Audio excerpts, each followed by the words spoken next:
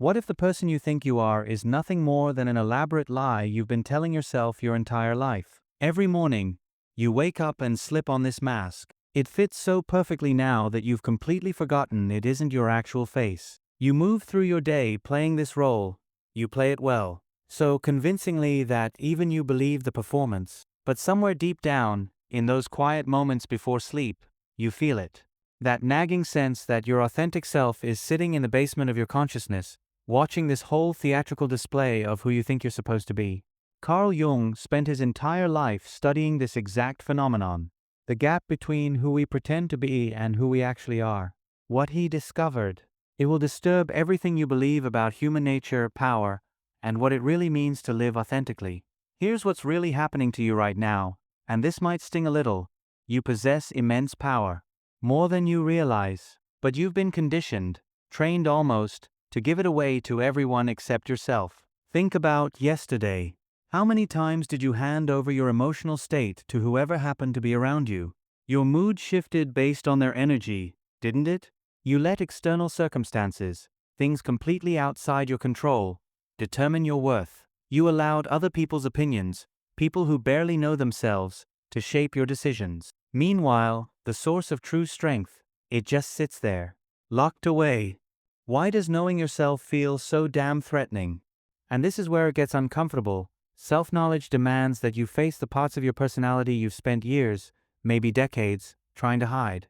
It requires you to acknowledge that shadow self lurking beneath your polite exterior, the one that makes you squirm when you catch glimpses of it. It means admitting something that terrifies most people: you're not the saint you pretend to be. You're also not the victim you sometimes claim to be. You're something far more complex and infinitely more powerful. Jung discovered that most people, and I'm talking about almost everyone you know, live their entire lives as complete strangers to themselves. They know their Starbucks order. They know their political opinions, their favorite Netflix shows, their career preferences. But they remain absolutely clueless about the psychological forces that actually drive their behavior. They mistake their ego's story about who they are for the complete truth of their existence. Pause for a moment. Think about this. Every strong emotion that hits you, every pattern you keep repeating, every relationship that triggers you, these aren't random events. They're messages. Your unconscious mind is desperately trying to get your attention. But instead of listening, really listening, what do? You medicate. You distract. You blame everyone else. You do everything except the one thing that could actually transform your life. Understand what these experiences are trying to teach you about yourself. The individuation process Jung described, it's not about becoming perfect. It's about becoming whole. It's about taking all those scattered pieces of your personality, the parts you love and the parts you pretend don't exist, and integrating them into a unified self that no longer needs to perform. Think about the people in your life who command respect without demanding it. The ones who seem unshakable, no matter what chaos surrounds them. Who possess that quiet confidence that doesn't need validation from others. They're not superhuman. They've simply done something most people never do. They've turned their attention inward with the same intensity most people direct outward. Your archetypes, your shadow, the self, these aren't abstract psychological concepts floating around in textbooks. They're living forces within you right now, shaping your dreams, influencing your choices, determining what you notice or ignore as you move through your day. When you learn to recognize these patterns, that's when you gain access to wisdom that transcends your personal experience. But here's what makes this journey both thrilling and absolutely terrifying. To understand yourself completely, you must be willing to discover that you're capable of both extraordinary greatness and shocking darkness. You must accept that your psyche contains every human possibility. The saint and the sinner, the hero and the coward, the creator and the destroyer. Jung called this shadow work, and it's the price of admission to authentic power. Not power over others, that's just ego dressed up as strength, but power over yourself. Not control of external circumstances, but mastery of your internal responses. Not the ability to force outcomes, but the wisdom to align with your deepest nature. So here's my question for you. If you're ready to stop living as a stranger to the most important person in your life, yourself, if you want to understand how psychological growth can unlock capabilities you never knew you possessed, then subscribe now, because what you're about to discover will shatter every assumption you've made about what it means to be human. The question isn't whether you have untapped power. The question is whether you have the courage to stop hiding from it. You know what the most dangerous prison is? The one you don't even realize you're in. Right now, and I mean right this second, you're living behind bars made of beliefs, assumptions, and unconscious patterns that feel as natural as breathing. But they're suffocating the life out of your authentic self. Jung saw something that most people miss entirely. Human beings are born into psychological captivity. From the moment you could understand language, you began absorbing messages. Messages about who you should be, how you should behave, what parts of yourself were acceptable to express. Layer by layer, these external expectations buried your true nature under a mountain of conditioning. Your parents, they meant well. They really did. But here's the thing, they couldn't love the complete you. Because they didn't know the complete themselves. They loved the version of you that made them comfortable. The version that fit their image of a good child, that reflected well on their parenting. But the parts of you that made them anxious, confused, or uncomfortable, those got pushed into what Jung called the shadow. And here's where it gets really interesting. The shadow doesn't just disappear because it's ignored. It doesn't fade away like a bad dream. It grows stronger in the darkness, influencing your choices from behind the scenes, sabotaging your relationships, keeping you trapped in cycles you can't understand. This is how you end up living someone else's dream while lying awake at night wondering why nothing feels quite right. You chase goals that don't actually fulfill you, because they're not really your goals. They're what you think you should want based on programming you received before you were old enough to question it. You avoid risks that could lead to genuine satisfaction because some authority figure, long ago, convinced you that safety was more important than authenticity. Jung discovered that this disconnection from the unconscious mind creates what he called neurosis. Not mental illness, just a split between who you really are and who you think you should be. This split is so common that most people consider it normal. They live with this constant underlying anxiety, this sense that something essential is missing, this feeling that they're performing rather than truly living. Take a breath with me for a second. Your ego, which Jung saw as only a tiny fraction of your total personality, desperately tries to maintain control by keeping you focused on external achievements and social approval. It creates these elaborate stories about why you do what you do. But these stories, they're often complete fabrications designed to protect you from seeing how much of your behavior is actually unconscious. Think about your closest relationships. How often do you react to people in ways that surprise even you?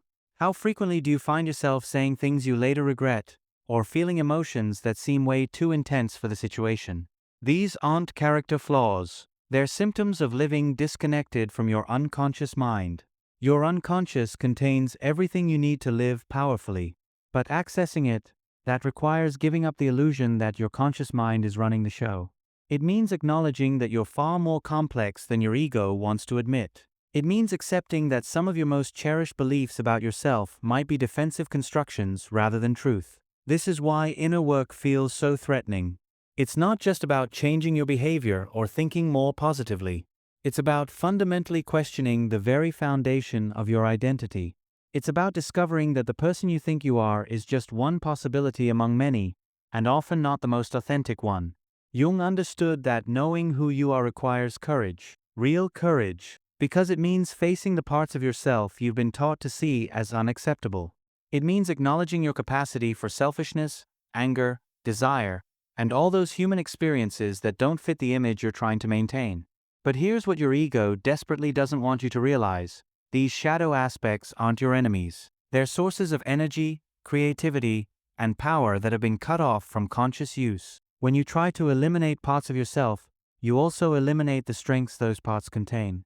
The person who denies their anger loses access to the righteous indignation that could fuel positive change. The person who rejects their ambition misses opportunities for meaningful achievement. The person who suppresses their sexuality disconnects from a vital source of creative energy. You see what's happening here? Your psychological growth isn't about becoming someone different. It's about reclaiming all the parts of yourself that got scattered during the process of trying to be acceptable to others. It's about integrating your shadow instead of projecting it onto the world around you. This integration, it's not comfortable, but it's liberating. When you stop trying to be perfect, you can finally be authentic. When you stop hiding from your darker impulses, you can consciously choose how to express them. When you stop pretending you don't have needs, desires, and flaws, You can address them directly instead of having them run your life from the shadows. The foundation of real power isn't pretending you're already whole. It's having the courage to discover who you actually are beneath all the masks you've learned to wear. Here's something that might shake you. Your unconscious mind is writing your life story while your conscious mind thinks it's just reading along. Every single day, invisible patterns within your psyche are making decisions about what you'll pursue, what you'll avoid, and what you'll accept as possible for yourself. All without your awareness or consent. This isn't some abstract philosophy I'm sharing with you. This is practical reality with devastating consequences. Watch how you move through the world. Really watch, and you'll see these unconscious patterns everywhere. You consistently attract certain types of people into your life while remaining completely invisible to others. You notice some opportunities immediately while others pass by unrecognized, like you're wearing blinders. You feel comfortable in some environments and inexplicably anxious in others. None of this is random. It's your unconscious mind filtering reality based on programming you don't even remember receiving. Jung's insights about power from self-knowledge become crystal clear when you realize how much energy you waste fighting battles that exist only because you don't understand your own psychological patterns. Think about your relationships for a moment. You blame your partner for triggering your insecurities instead of understanding why you're insecure in the first place. You resent your boss for not recognizing your worth instead of examining why you don't recognize it yourself. You feel frustrated by circumstances that seem beyond your control instead of seeing how your internal state actually creates those circumstances. The most tragic consequence of this unconscious living? How it limits your possibilities. Your psyche contains capabilities you've never accessed because they don't fit the narrow identity your ego has constructed. You might be naturally gifted at leadership but suppress it because you learned early that being powerful meant being selfish. You might have profound creative abilities that remain dormant because you were taught that art isn't practical. You might possess deep wisdom that never gets expressed because you don't trust your own insights. Jung called this your unlived life. All the potential that remains trapped because you've never done the inner work necessary to integrate it. This unlived life doesn't just disappear. It creates a constant underlying dissatisfaction, a sense that something important is missing, a feeling that you're capable of so much more but don't know how to access it. And it gets worse. Your relationships suffer because you're unconsciously recreating patterns from your past instead of consciously creating connections based on who you are now. You keep attracting partners who treat you the way your parents did, or you find yourself behaving like the adults who raised you, even when you swore you'd be different. These aren't accidents. They're your unconscious mind trying to heal old wounds by recreating familiar dynamics. Your career becomes a prison when you choose work based on unconscious beliefs about what you deserve or what's possible for someone like you. You might accept less money because deep down you don't believe you're worth more. You might avoid leadership roles because your shadow work hasn't integrated your own authority. You might stay in jobs that drain your energy because leaving feels too risky for reasons you can't quite articulate. Even your relationship with your own body reflects these unconscious patterns. You might overeat to stuff down emotions you don't want to feel, or undereat to maintain a sense of control when everything else feels chaotic. You might exercise compulsively to punish yourself for perceived inadequacies, or avoid physical activity entirely because movement connects you to feelings you're trying to escape. Here's what really gets me. The individuation process Jung described becomes urgent when you realize how these unconscious patterns compound over time. Every decision made from unconscious programming creates consequences that require more unconscious decisions to manage. You build a life that serves your psychological defenses rather than your authentic desires, then wonder why nothing feels fulfilling. Your financial situation often reflects unconscious beliefs about money, success, and what you deserve. If your shadow contains unexamined guilt about having more than others, you'll unconsciously sabotage opportunities for wealth. If you carry shame about your desires, you'll find ways to punish yourself for achieving them. If you believe that good people struggle, you'll create struggles to prove your goodness. Perhaps most importantly, your relationship with your own power becomes distorted when you don't understand yourself. You might give your power away to others because you're afraid of the responsibility that comes with owning it. Or you might use power unconsciously, manipulating and controlling others without recognizing your own behavior. True power, the kind that doesn't corrupt or diminish, only becomes accessible through self-understanding. The ripple effects extend far beyond your personal life. When you're unconscious of your own patterns, you pass them on to everyone around you. Your children inherit not just your conscious teachings but your unconscious conflicts. Your colleagues absorb your unexamined anxieties and limitations. Your community reflects your internal state back to you in ways you rarely recognize. This is how unconscious living perpetuates itself across generations and throughout society. People who don't know themselves can't help others discover their authentic nature. They can only pass on the same patterns of unconsciousness they inherited. So here's the question that should keep you up at night. How much longer will you allow these invisible patterns to write your story? Let me tell you something that might shock you. The path to freedom begins with a simple realization. You don't need to become someone different. You need to stop pretending to be someone you're not. Everything you've been taught about personal development has been backwards. Completely backwards. You've been told to fix your flaws, overcome your weaknesses, model yourself after successful people. But Jung discovered something revolutionary, something that changes everything. Your greatest power lies not in eliminating the parts of yourself you don't like, but in understanding why they exist and what they're trying to accomplish. Stay with me here, because this gets interesting. Your shadow self isn't a collection of evil impulses to be destroyed. It's a warehouse of disowned energy that's been cut off from conscious use. Every quality you've rejected in yourself, anger, selfishness, sexuality, aggression, pride, even vulnerability, contains power that could transform your life if you knew how to access it consciously. Shadow work begins with brutal honesty about who you actually are versus who you pretend to be. This isn't about confessing your sins or wallowing in guilt. It's about recognizing that you're far more complex than your public persona suggests. You contain every human possibility, the capacity for both creation and destruction, love and hatred, generosity and greed. And here's the magic. When you stop trying to be perfect, something extraordinary happens. You become real. And reality, even messy reality, has more power than the most polished performance. Consider the aspects of your personality that you work hardest to hide. Maybe you're competitive but pretend you don't care about winning. Maybe you crave attention but act like you prefer to stay in the background.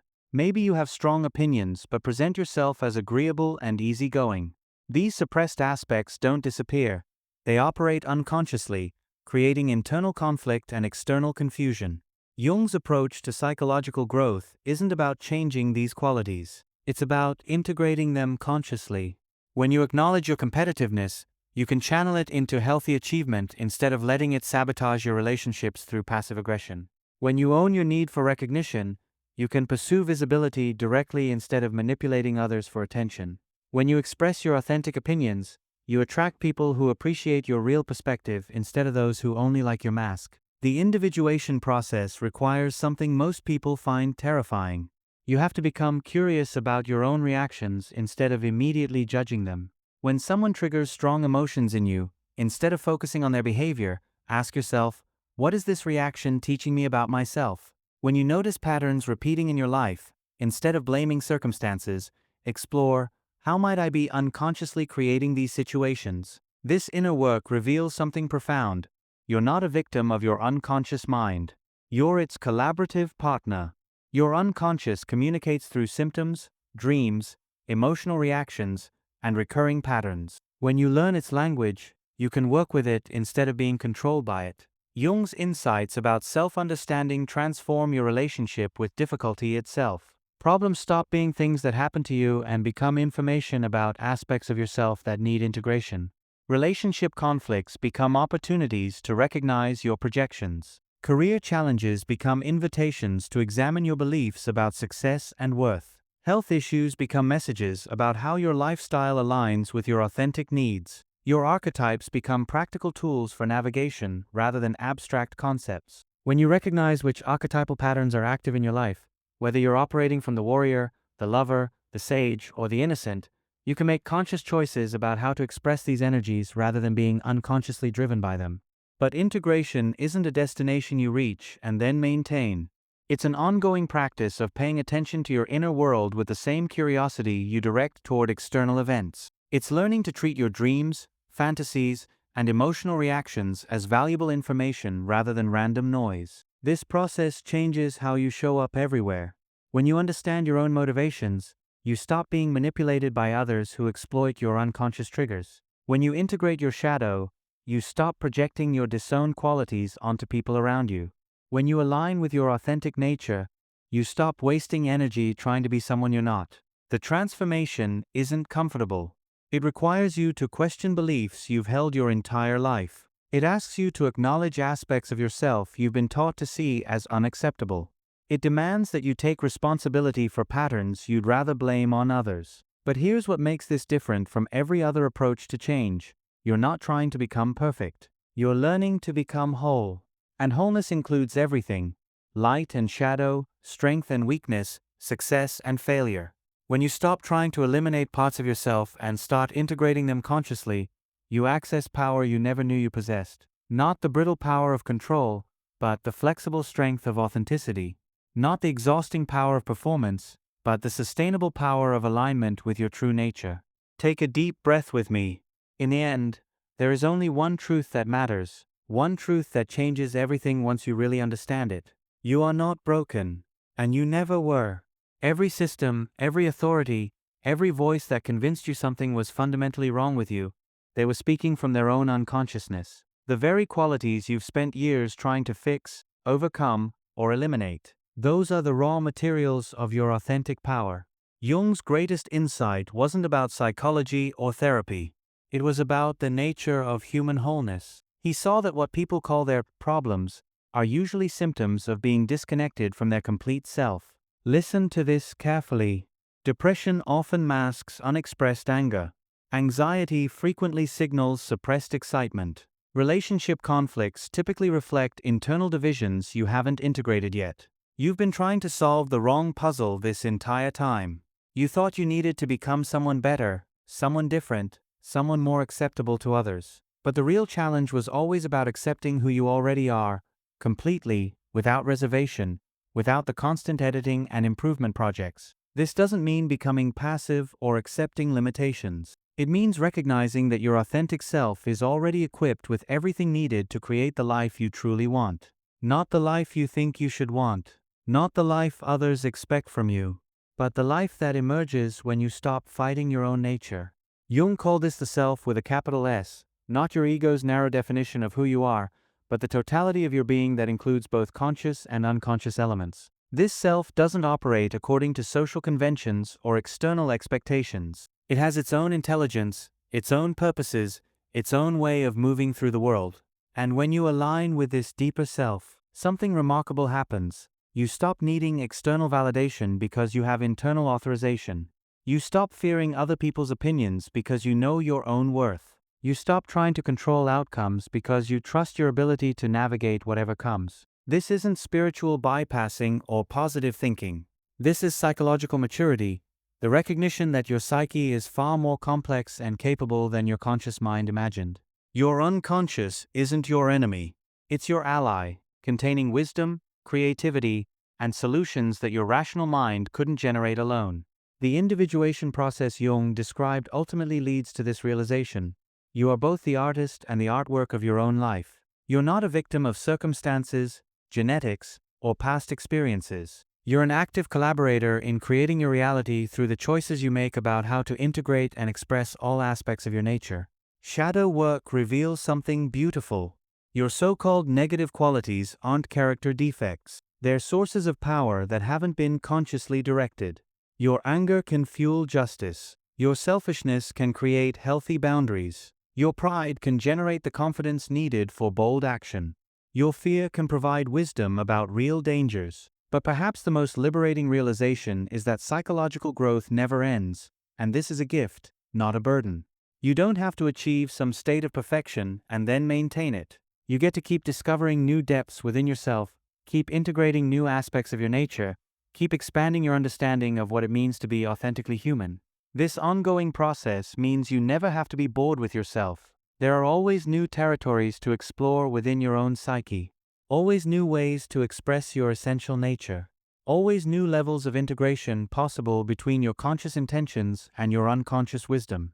Your relationships transform when you bring this integrated self to them. Instead of seeking someone to complete you, you connect with others from wholeness. Instead of projecting your disowned qualities onto partners, friends, and colleagues, you recognize these qualities within yourself and choose consciously how to express them. Your work becomes an expression of your authentic nature rather than a performance designed to gain approval. Your creativity flows from genuine inspiration rather than the need to prove something. Your leadership emerges from self-knowledge rather than the desire to control others. Most importantly, you stop waiting for permission to be who you are. You stop needing others to understand you before you can express yourself authentically. You stop requiring perfect conditions before you can access your power. Jung's insights about power from self-knowledge ultimately reveal this. The journey inward isn't selfish, it's essential. When you understand yourself completely, you stop unconsciously acting out your unintegrated patterns on the people around you. When you integrate your shadow, you stop projecting it onto others. When you align with your authentic nature, you give everyone permission to do the same. The mirror you've been avoiding your entire life isn't showing you your flaws. It's reflecting your completeness, all of it. The beautiful and the difficult, the light and the shadow, the human and the divine. You've been looking for yourself everywhere except the one place you actually exist, within the totality of your own experience, exactly as it is right now. So tell me, what part of yourself have you been avoiding that might actually be your greatest source of power?